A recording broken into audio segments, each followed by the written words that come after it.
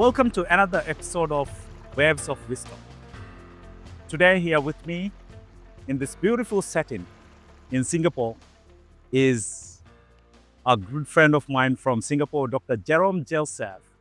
And he's a best-selling author of, he has 10 books under his belt, and he is a global speaker who has spoken over 34 countries.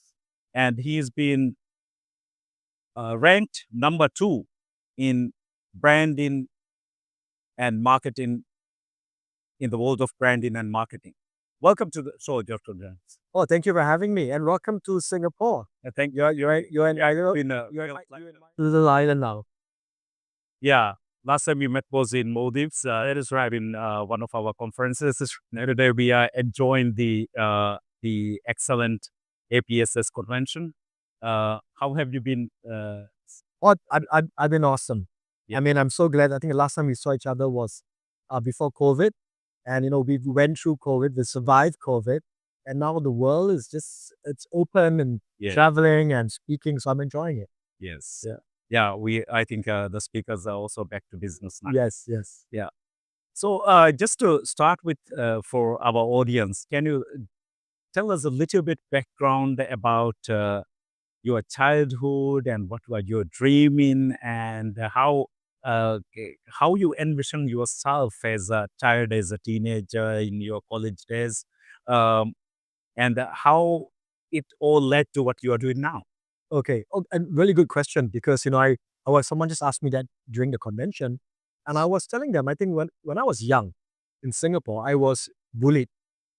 I was bullied. I'm a minority in this country, so I was bullied for many ways. One, because I was introverted, but also because of the color of my skin. And I had people bullying me, again, being a minority. And as a young kid, I did not know how to defend myself, and also because of the fact that I was introverted, that didn't help. Something happened though that kind of changed me, because as an introvert in school, when I was 14 years old, I used to hide in little corners, run away from the bullies. But one day my teacher said, "Can you go up on stage and speak?" And I said, "Speak on stage?" And he said, "Yeah, go and speak, tell us a story, talk about something." And I said, "Okay." And I went on stage and I spoke. And when I finished speaking, I had the entire school in absolute silence. I think many people were shocked when they saw me actually stand on stage and speak. This is the same guy that they bullied, that they teased, but standing on stage and commanding the entire school. And everyone started clapping and clapping. And I'm like, whoa, what just happened? The kid who has been bullied is now getting applause from his classmates, and even from the bullies Yes. themselves. And that was like a moment for me. And I realized that there was a privilege, or a position of power, position of privilege, and a position where I could escape from being that introvert, from being the person that stood in the corner. Because when I got on stage, I felt like, yes, people actually listened to me. People actually respected me. People actually wanted to hear me. And I had a voice which had been hidden for many, many years by all that bullying that was happening to me. And I ended up winning all the speaking competitions. I ended up representing my school and winning the national competition. And I realized, this is awesome. Yeah. This is something which I enjoy. And of course, as I grew older, I moved away from the whole bullying thing. It wasn't so much about the bullying anymore, but because I really enjoyed being on stage. I'm still an introverted, by the way, till today, but that journey that I had of getting on stage and talking to people was a huge influence to me. But here's the thing. I never really started off wanting to be a professional speaker. I did get on stage and I spoke and I won all these competitions, but my dream was actually be a brand consultant. So I lived in Singapore, I went to Australia, I studied strategic brands communication. I did my master's, and I came back and I was working for one of the biggest brand consulting firms in the planet. And after that, I started my own business. But that calling remained. So what I used to do is, when I used to do a branding project, someone would come up to me and said, "Hey, can you come and share what you did in the branding project?" And I'm like, "Sure." And I get on stage and I go boom, boom, boom, boom, and I talk. Yeah. And like, "Wow, you should be a speaker." And I'm like, "No, I'm a consultant. That's fine." And one day I did that, and someone sent me a check. And I looked at it and I saw that someone had given me, and it was about $1,000 Singapore dollars for speaking. And I said, why are you paying me? He says, Jerome, there's speakers out there that charge 10 times the amount and you're way better. And I said, you mean you actually you're going to pay someone $10,000 to speak? They go, yes. And you did this, and we thought you deserve to get paid. And we can't pay you 10,000, but are you okay with $1,000? I'm like, I'm more than okay, yes. And it's kind of how everything started. But there's just more, but I thought I'd pause for a second now. And Yes. So actually, so you really you identified this as a passion, right? Quite early on. passion, Yes. not as a profession, but as a passion. As You're a right. passion, yeah. Yeah. Yes, yes. For But- purpose, yeah. yeah. So this is actually the theme of my current series Yeah. also, which I'm talking more about how people can find their passion Yeah. and living with purpose is important, so they don't have to retire if they don't want, which Yeah. I call becoming unretirable. Fantastic. Yeah, you are a perfect example, I think, of that. And then, so how that really evolved over time? Like you very rightly just now said, it's not as a profession. Yeah. I think that is for many of us. This is the problem. Many of the professionals who are working is they, as children or as teenagers, they might have already identified or must have been excited about a passion, but then they go to a different path Yeah. in pursuing a different career. Yeah. So how was your journey into that? I mean, like, if you're giving advice for your younger self. So I think What would that be that? the $1,000 is a good start, because I started saying, hey, is there something here? Is there something in? I mean, and don't get me wrong, I was passionate about branding. Yes. I was passionate about being a consultant. I loved doing that. But being a consultant wasn't my childhood passion. Yeah. You're right. It was my passion in my current state. I love being a consultant, but that suddenly this emotion of my childhood came in about, wow, Jerome, remember back then when you're 14 years old, You're you getting used all these applause. you're winning all this? I mean, isn't that something that you enjoyed? I'm like, so I started exploring it. And one of the things that I did, to cut a long story short, is I went and I seeked out mentors. And to me, that was super important, because it's so important to find people who have been there, done that. And I went and I found people who were professional speakers.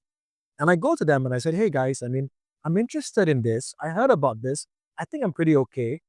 Could you give me some advice around this? Yeah. And I got so much really good advice. And I remember meeting one guy who I sat down and his name is W. Mitchell. So this was very interesting thing about W. Mitchell, right? W. Mitchell he's burnt. So he suffered a aeroplane crash, a motorbike accident. So he's paralyzed and he's burnt. And I saw him speak at an event. So I go up to him and I go, Mitchell, I mean, you did a great speech. I'm curious, how much money do you make? And Mitch said, I make $30,000. And I'm like, poor guy, he's only making $30,000 a year. How's he going to survive with all the hospital bills and everything? And I go, wow, it's $30,000 a year. Isn't it tough? He goes, it's not a year. Uh-huh. And I go, what? I said, is it 30,000 a month? And that's very good. 30,000 a month. And he goes, it's not a month. It's a speech. First speech. It's a speech. Yeah. And I learned that. And this is a guy who's enjoying his life. I'm making really good money, and he's in a wheelchair. Yeah. He's in a wheelchair. He's burnt because he suffered body burns. And I'm like, wow, this is a guy who's really enjoying life, living the dream, making good money. So the reason why I share this story is because I realize that there's a whole world that sometimes we don't know about. Yes. We think we do, right? We think, oh, this speaking profession, it's nothing. It's like, it's not meant for me. You're not going to make money, or you can't live your passion because there's nothing in it. But it was, I was very, very, I was wrong. I was wrong. And I'm glad that I took the trouble to talk to these people, to meet and to learn, like what you are doing now, right? Yeah. To your own viewers, right? You're listening and you're talking to me. So what I'm trying to say is that because of that exploration that I took, I realized that I could live my passion. Now, I still remain a consultant for many years because that's still my passion. But you can have two passions. You can have three passions. Yes, exactly. And I realized, is there a way that I could be a consultant and be a speaker and marry that passion of that. And you can. Yeah. So what I started to do is I started going around and speaking all around the world. And then when a client says, I love what you're speaking, I love the training, but can you come in and do more? It's when my consulting part comes in. As well. Yes. So it's perfect, right? Yeah. So I love that. And that's how my journey evolved. Yeah. So it's wonderful to know that how somebody can actually live their passion is uh, it's a great state of being, isn't it? Somebody can be. Um, so how does it feel like living that dream now? Um, you know, being a speaker, and now just to give you context, right? I mean, I stepped away from my consulting business, Mhm. and I've left it to be run by a team of people because it's no longer my passion today. I think I've got only one passion now. So I retired from the consulting business about 5 years ago, and I only do speaking. Yeah. And as I go on this journey, I can sometimes I pinch myself. Uh, how lucky and how privileged I am to do something that I love so much, to do something that changes lives. I mean, if you remember when we went Maldives, Yes. you remember my speech. Yes. When I finished that speech, and I remember people coming up to me and shaking my hand. You were one of them, Yeah. right? Of course. How much you felt that emotions I brought in my speech. So much so that you're a speaker yourself. Yes, it really inspired me. I think that event was one of the events I also spoke Yeah. on the, but that event really made my decision because before that I also was also on and off speaking in Yeah. whenever somebody invites me. But I think that you and with Frederick Karen and everyone coming and giving such world class speeches really opened up my eyes as well. And this is where this is actually a point in my life. Yeah. At that time, actually, I was also going through little hardship because my both parents passed away. Sorry to hear that. Yeah, few months back, and then Mm. I was also questioning the purpose of my life Yeah. and what can I hang on and do Yeah. till rest of my life. And like you, I have been speaking in school competitions, winning competitions, debate competition, oratory competitions. So it always went back to something about speaking. So I wasn't very much aware of something called professional speaking. So I was always thinking of becoming a lecturer, for example, in a university or something like that.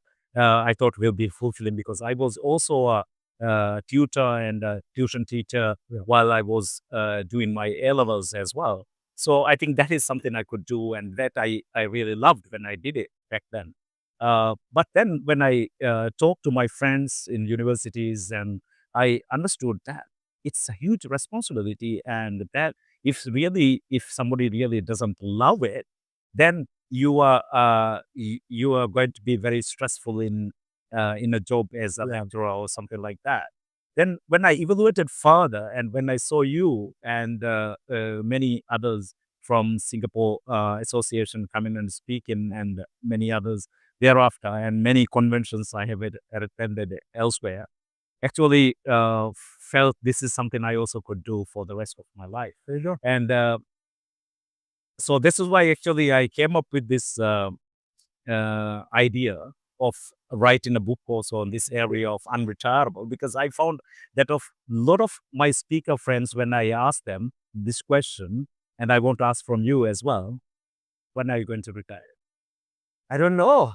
I mean, and it's a valid question Yeah. because I love what I do so much. Yes. I get on stage, I change lives.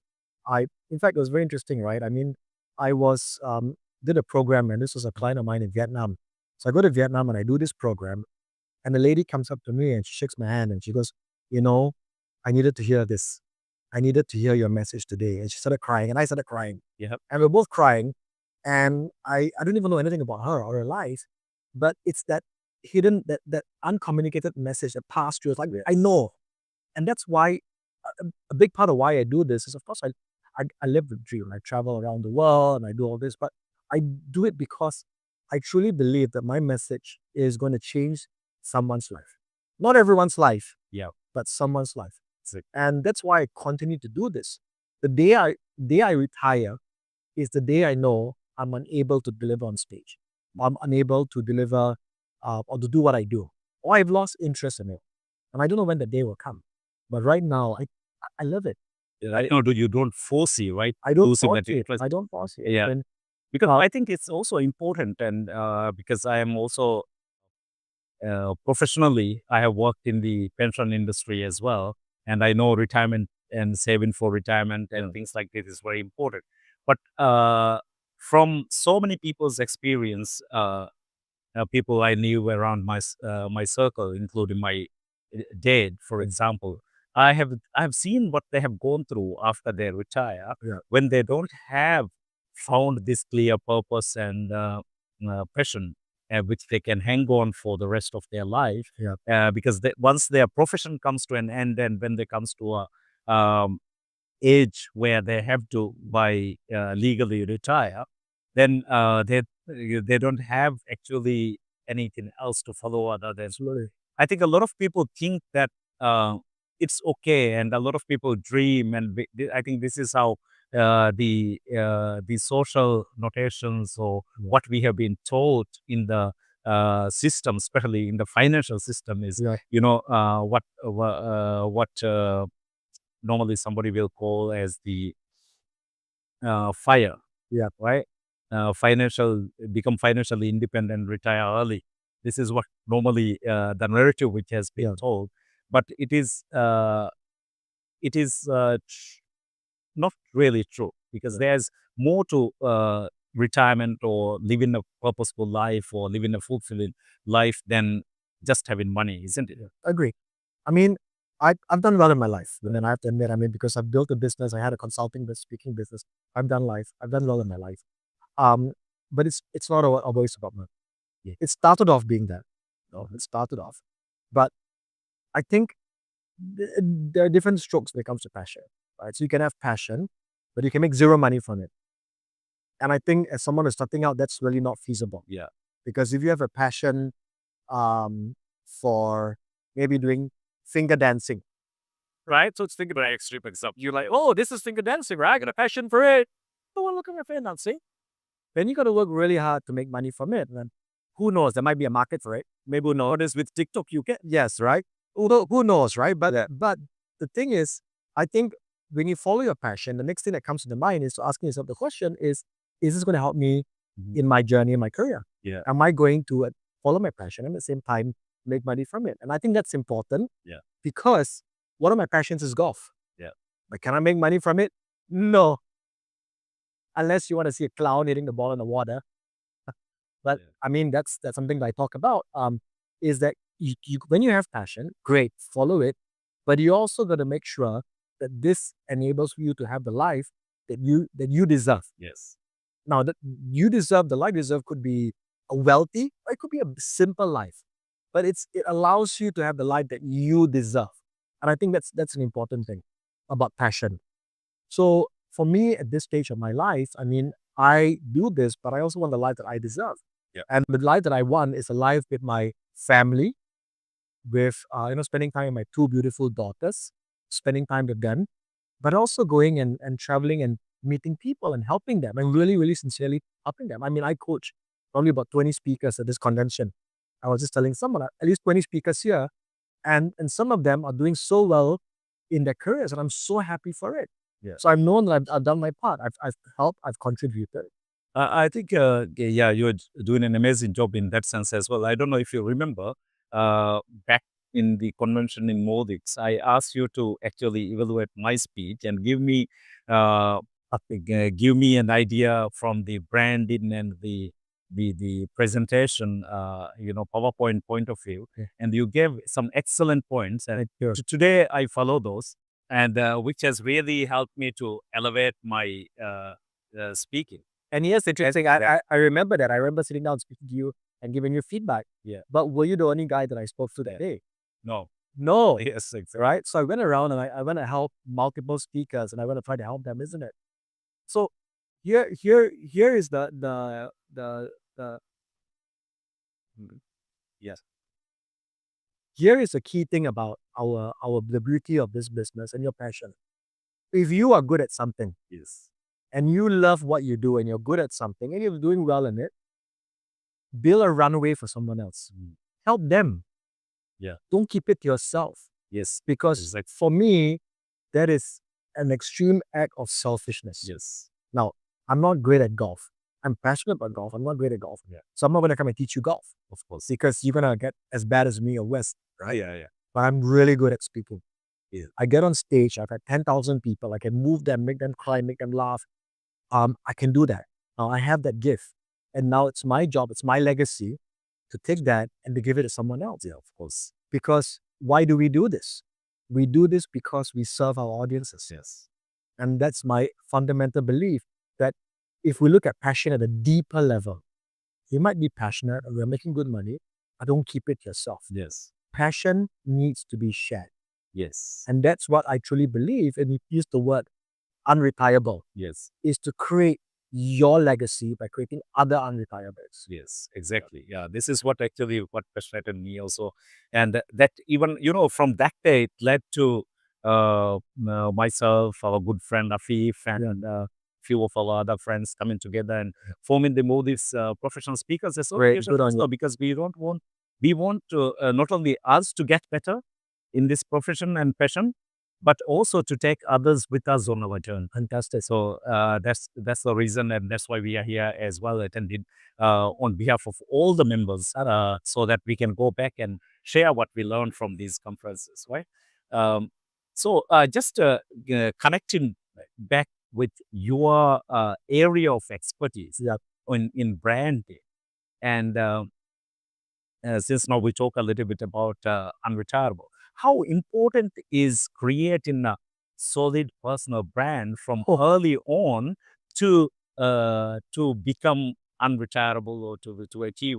That is how much time do you have? Yes. I could do a master class so that I can understand this social can do a Here's the interesting thing, right? I wrote the first ever book Yes. on personal branding Yes. in Asia. For the In- internal branding. Oh, no. Not that. Yeah. Not that one. I I wrote the first ever book on personal branding in Asia in 2007. All right. So I introduced the concept to personal brand because it was written about in the US. Yes. But I brought the concept to Asia. And I started going around doing programs. And many people back then used to laugh at me. They go, personal branding? What do you mean branding? Brands are for products and services and not for people. And in 2007, I had to fight everyone. And now everyone's saying, using the word personal branding. So the thing is this, right? What you say, what you do is a reflection of who you are. Yes. How you strategize the brand that you want to leave to the world is going to be important. I tell this to all the personal brands I coach. Nothing is accidental. Everything is intentional. Yes. You need to go out there and you need to strategize. How do you want to reach out to your audience? What do you want them to feel about you, think about you? Or how do you want them to engage with you through the messages, through your channels, through what you're telling them? If you do that well enough, people will buy from you, people want to do business with you, people will remember you. Yes. And the end game for personal branding is very simple. It's legacy. Yeah. It's brand legacy. Is So what you leave behind correct at the end of your life when you leave this world. Absolutely. So I mean, personal branding is a huge thing for me, and I teach this and I do this all around the world, and I truly believe that a lot of speakers, entrepreneurs, professionals, they don't use it enough, and they don't understand it. Think, oh, personal branding, I got a Facebook channel. Ooh, Yeah. and personal brand is good. No, it's not. It's a whole ecosystem of things that you need to. Yeah. So we are coming towards an end of our conversation today as well, because we have an important event to catch up as well. Right. So just as last words of wisdom to our listeners, and what can you tell from your experience as somebody who has what I call become unretirable? What would you say for people who are in their early careers, mid careers, or late careers? What they need to think and how they need to act now to become unretired? So, I mean, there's so much you could say on this, but I mean, in essence, just what I'm going to advise, right? Yeah. Always remember, fuel your passion, but fuel your passion in a way that gets you the life that you deserve. That's important because there's no point having a passion for something that cannot help you create the life that you deserve. Once you do that, work on building a world-class brand. For me, I mean, because I wrote the book, but before I even wrote the book, this was my intention. My intention was always to build a brand that people remember. That if I walk out the room, I mean, people say, that's Dr. Jerome Joseph. I love what he said. I love what he did. Your personal brand is what people say about you when you're not in the room. Yes, of course. And to create a brand that's strategic, that really engages with your audience, that people remember. And the final thing is this, right? Don't just keep it to yourself. And I love what you're doing with your podcast because you're sharing your message to the world. Let the world know. Give your gift. Yeah. Take this passion and give it to the world and share it and help other people also learn that passion. Yeah. That is true legacy. And thank you very much, Jerome, being on my show. And most welcome. really a pleasure always. Whenever we speak, I think there are so many takeaways we can from your experience and wisdom. And for my listeners, until we come back, don't forget to be intentional about your brand and don't forget to leave a legacy of your passion to the world and share it to the world, as Dr. Jerome Joseph has told today. Until we come back, don't forget to be awesome. Thank you.